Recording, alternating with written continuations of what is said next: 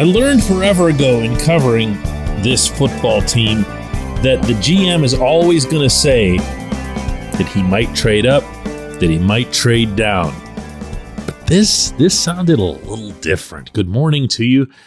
Good Wednesday morning. I'm Dejan Kovacevic of DK Pittsburgh Sports, and this is Daily Shot of Steelers. It comes your way bright and early every weekday if you're into hockey and or baseball. I also offer daily shots of Penguins and Pirates where you found this. It was Omar Khan's turn yesterday in Phoenix at the NFL's annual meeting to, meet with reporters.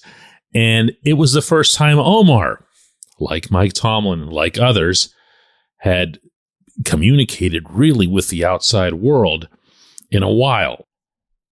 There were a lot of interesting points that he brought up, probably more than what we were all used to getting from Kevin Colbert, especially toward the end when he would just rely on the same phraseology to express the same concepts again and again.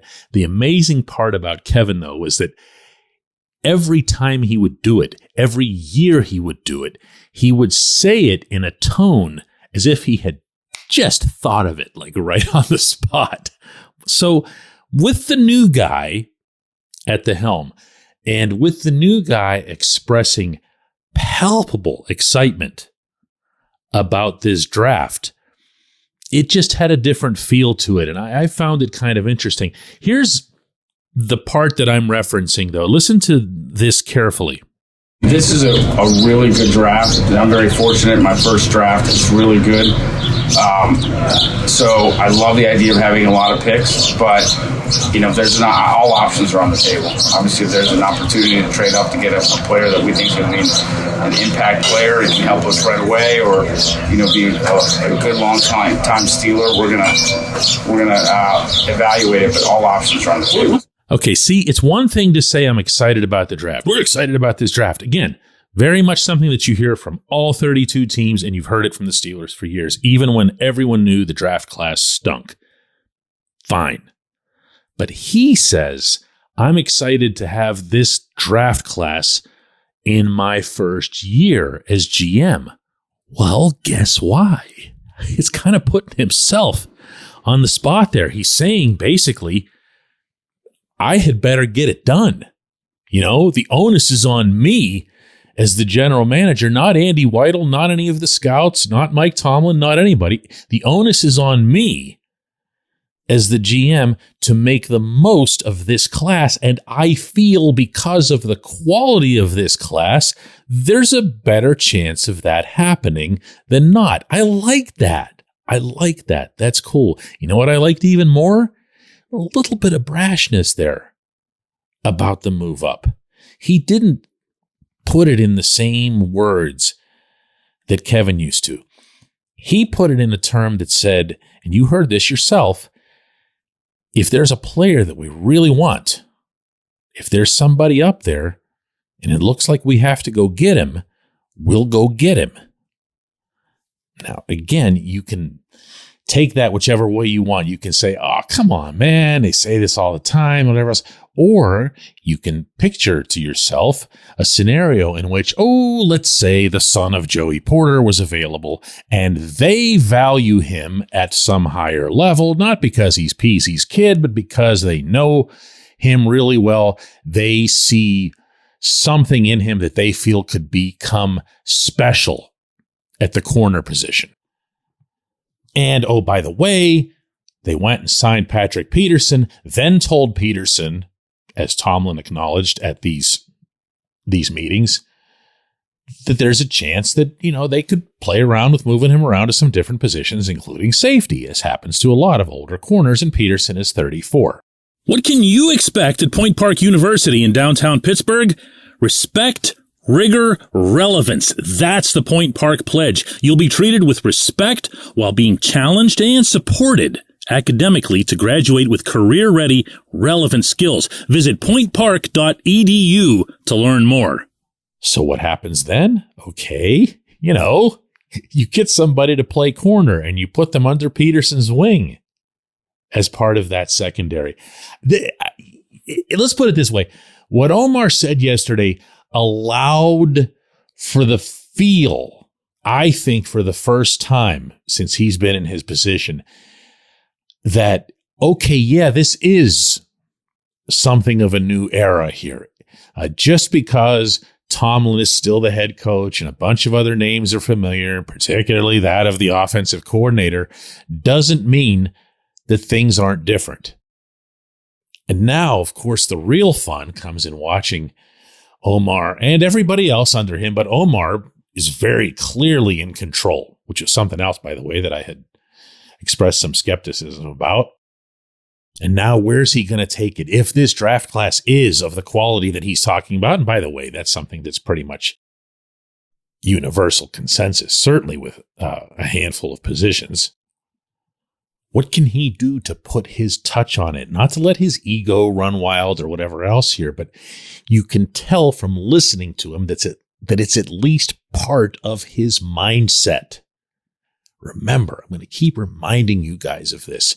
At Omar's introductory press conference, when I asked him how he was going to overcome the whole "I'm the cap guy" stigma, and he really didn't like the question.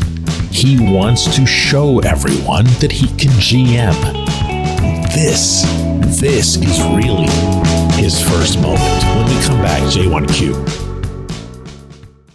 This segment of Daily Shot is brought to you by our good friends at Mike's Beer Bar. They're located on Federal Street, directly across from PNC Park. Mike has more than 500 beers on tap, including from more than 50 local breweries. Stop in and say hello. Tell Mike we sent you. Mike's Beer Bar.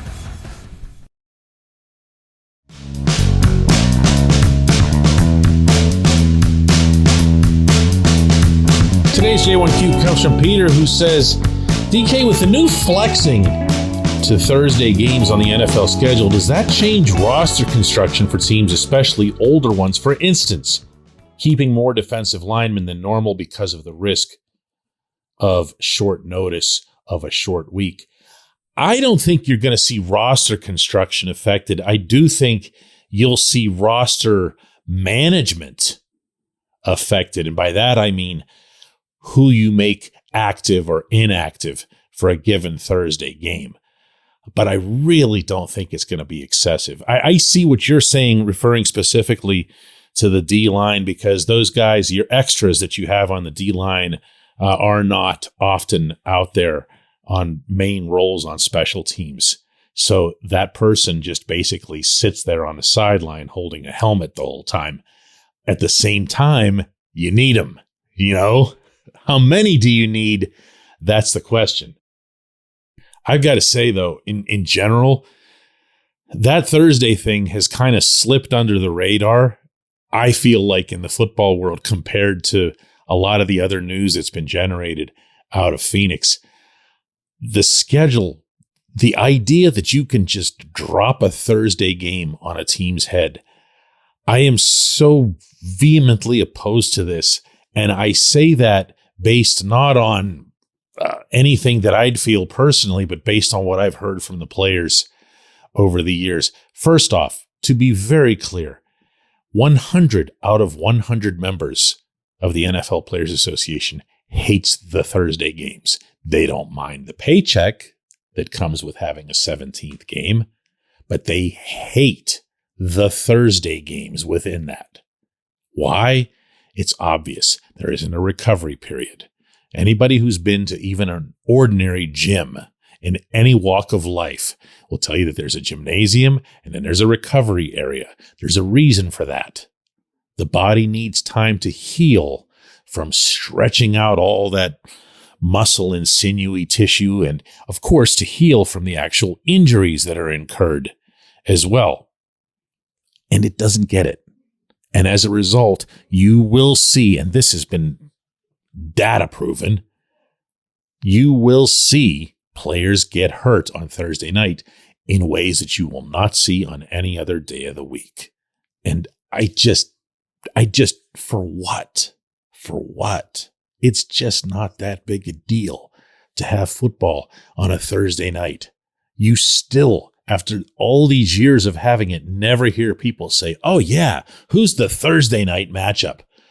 maybe that's because for a lot of years, those matchups were total dogs because you couldn't get the Thursday night network, even though it was the NFL network, to have any real sway in making sure that they got, I don't know, Chiefs versus Bengals or whatever would pass for a marquee matchup right now.